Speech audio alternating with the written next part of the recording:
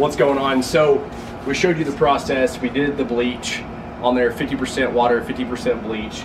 Did all that, went back and pressure washed it off.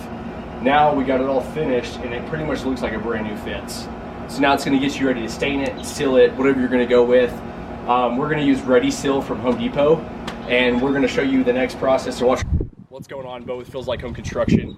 So you're gonna need a respirator today. We're gonna show you how to stain a fence, a Graco gun, or you can use the video how we showed you to bleach it.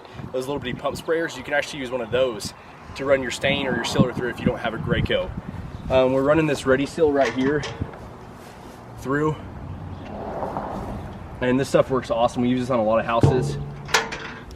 And then what I'm gonna do is I'm just gonna show you how to go ahead and run this through and get to staining.